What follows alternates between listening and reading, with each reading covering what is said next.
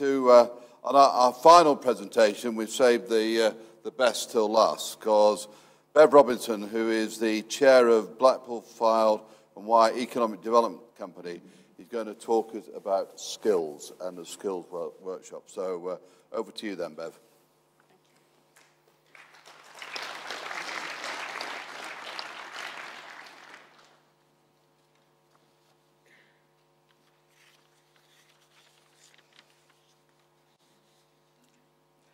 Thank you. Good afternoon, everyone. As Chair of Blackpool Fylde and Wire Economic Development Company, I'd like to share with you an overview of the skills which you, the potential supply chain businesses, may wish to consider should the potential of shale gas become a reality. Now, I don't know about you, but given what I heard today, particularly the very warm words from the Minister, I believe this potential is very likely. A little bit of context. In Lancashire and the Fylde Coast, energy is highlighted as a priority sector. It's cited by both the Lancashire Local Enterprise Partnership, the LEP, and Blackpool Fylde and Wire Economic Development Company. Particular emphasis is given to nuclear, renewables, and shale. And as we know, the scale of the opportunity for the latter is not yet confirmed. There is already strong skills support for the energy industry in the area, with both local universities, that's Lancaster and UCLan, and particularly Blackpool and the Fylde College. The Economic Development Company's manufacturing and processing skills for the Future Group commissioned an energy skills audit for the Fylde. And the findings were interesting and showed some skills gaps, such as mechanical engineers. And skills providers now are currently working with employers to design bespoke training programs to address these gaps. Plans are also in place to build capacity for the energy industry. Part of the Lancashire LEP growth deal is a request led by Blackpool and the Fylde College to support a dedicated energy training facility to further develop capacity and serve as a centre of excellence for England. The proposal is an energy hub, delivering all the broad skills, core skills, and thus then offering pathways into specialisms. So I think what that does, it enables skills to be developed across a broad range of energy, and therefore we can invest now in a timely manner. The ask also requests that the regulatory function of shale is co-located, so that what that would offer employers is that true one-stop shop. The Economic Development Company and its partners have taken the opportunity to look further afield and to learn the lessons from other areas, specifically Aberdeen and Pennsylvania. What appears to be fairly universal is that at the initial phase of development, high-level expertise comes from overseas. So in the very early days for shale, particularly the exploration stage that we're now in at the moment, low volumes of specialist expertise may come from the USA. We have got some expertise here, but may come from the USA. And as we've heard an awful lot today, much of the work is subcontracted. So engaging the supply chain early to enable them to have a good understanding is judicious. Hence, of course, this conference. In turn, that provides you, the businesses, with the information, with the data, for you to decide whether or not you wish to be part of the potential opportunity. And if you do, investment in skills in your existing workforce and your likely workforce through that development, through that skills escalator it's sometimes referred to, early in the process, will assist with securing contracts as that initial phase moves on. So engaging with relevant skills professionals to forge a positive working relationship early in the process, so you're working together, because it is a partnership, designing those bespoke skills that you need tailored to your business is best done in the early stages rather than later when you're under time pressure with those tender deadlines and being on time. The next point, you may say, is very obvious. Yet I would argue that many companies still fail to address it. The short-term solution of paying a few thousand more to recruit that CNC operator, for example, from a competitor down the road is short-sighted and will simply drive up salaries and exacerbate the issue of an aging workforce and skills shortages. Aberdeen has absolutely proven this. The minister was there yesterday and has just shared a whole range of examples with me of how 30 years, 40 years on, the companies are now saying we have to stop doing this because we have caused inflation in salaries that are now becoming unsustainable. So the recommendation very clearly here from Aberdeen is do not ignore the issue of an aging workforce. Not easy, but you need to manage the competing financial pressures within your business to invest now in building a little bit of capacity so that you may utilize your experienced staff to mentor those apprentices, to bring on those graduates, and develop your existing staff.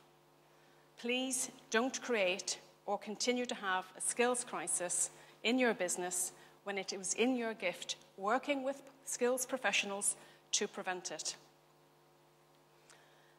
There is a need to sell the nature of the many employment opportunities within your organisation, particularly amongst young people.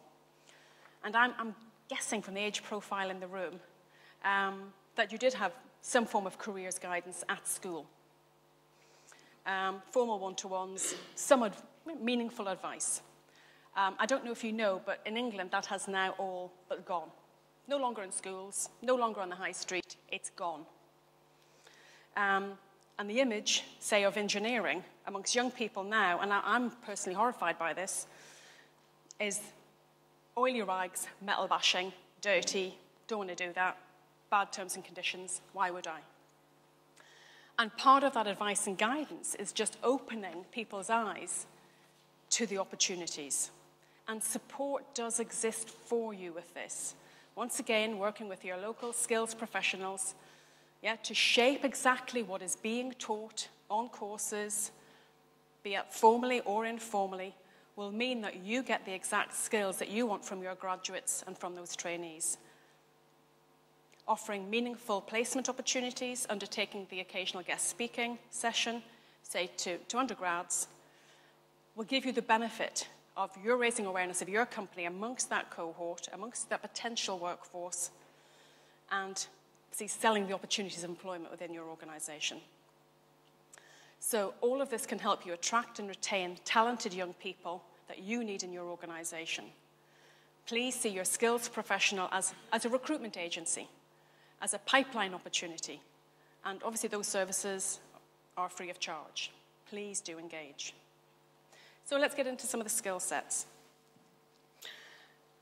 And this is important because engagement in the skills agenda for Shale is all about a preparedness to maximise the potential economic impact of the opportunity in the region. So I'm not going to name all those things here, but it's anticipated that only limited volumes will be required for the specialist roles, such as the geophysicists, scientists, and petroleum engineers.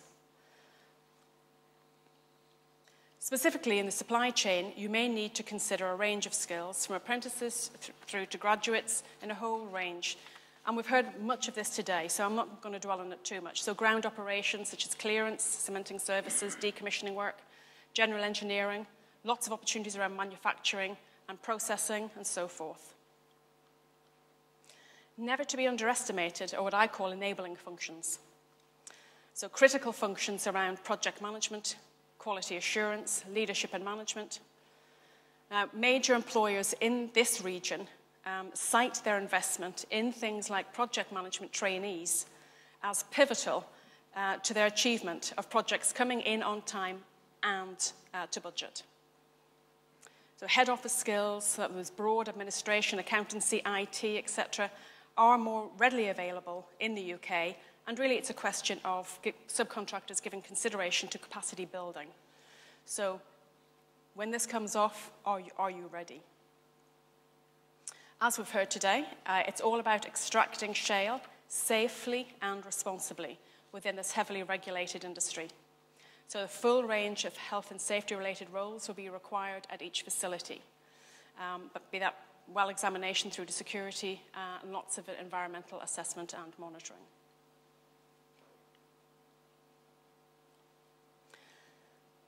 Turning to the impact on the wider economy. Once again, the lessons from Aberdeen demonstrate that pressure initially will be on that short stay accommodation, basically hotels, guest houses, particularly in that early phase of development. And then as the industry matures, so yes, good news, Claire, and as that industry matures, housing then obviously becomes a main focus as well. With increased spend in the economy, discretionary spend on leisure, retail, car sales, etc., invariably sees an increase. So my question is, are those industries drawing up plans, giving consideration to meeting that potential increased demand? Are they engaging with skills professionals thinking longer term? Are they considering how they can contract with others in the supply chain to house their workforce? So you will be providing a service to the supply chain as well. The skills requirements are likely to be sequential.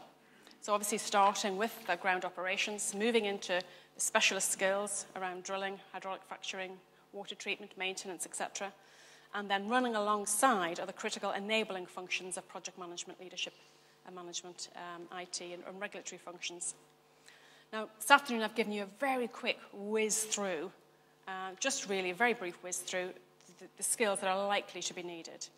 May I suggest that good sources of reference are the two reports that we mentioned today, the Institute of Directors report, Getting Ready for Shale Gas, and that was published in June last year, June 2013, and the Ernst & Young report published today, which Ken gave us an overview of this morning.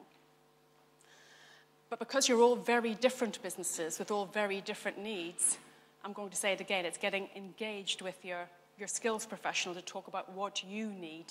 Because it's not about an organisation saying to you, here are a list of courses I can do, and if they do, I suggest you walk out. It is about listening to what your requirements are and designing something specific for you. So, if you're not already doing so, may I strongly recommend that you engage with the relevant further education college, a university, training provider who can help you recruit staff, upskill staff, and help you design what you need. And by relevant, I mean that you only consider those who obviously have a proven track record in the subject area, judged to be good and outstanding, because that's the level that this industry requires. Yeah, we want to be outstanding in everything we do. Or QA commended, indeed, if it's a university. And many do offer those free services.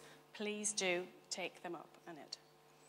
And by engaging with them, co-designing the skills that you need, that will, of course, deliver savings on your training budget. So in Lancashire, the leads are Blackpool and the Fylde College, Lancaster University, and UCLan. Membership bodies, such as your local Chamber of Commerce, Federation of Small Businesses, the Civil Engineering Contractors Association, and EEF, are usually very good sources of information too. I believe that the key challenge in all of this is timescale.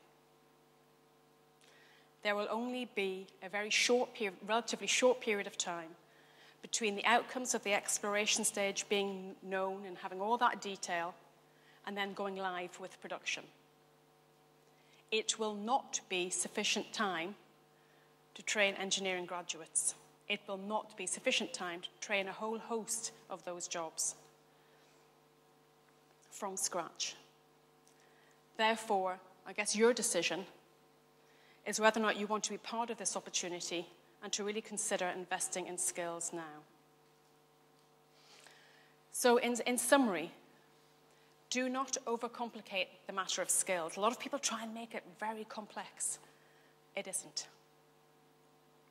The message for businesses, I think, is really simple. Engage with skills professionals, have that dialogue to develop your existing and future workforces so as not to create a shortage in your own business and build capacity. In turn, I think this investment will come back tenfold because that will help you secure potential future business as part of this very exciting supply chain in shale. It's obviously a significant business, as we've heard today. I noted the Minister this morning made a comparison, and he said the comparison between Blackpool and Aberdeen may be premature. And I would like to finish with an anecdote, which I've been told many times. I don't know if it's true or not, if it's myth or reality. Some people in the room may. And it's in Scotland in the 1970s.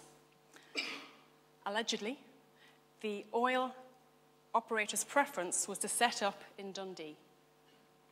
However, Dundee wasn't ready, nor the council welcoming. The operators moved to Aberdeen, and the rest is history. I don't want Blackpool or this area to be the next Dundee. The time is now, and as the Minister said, let's get ready for shale. Thank you.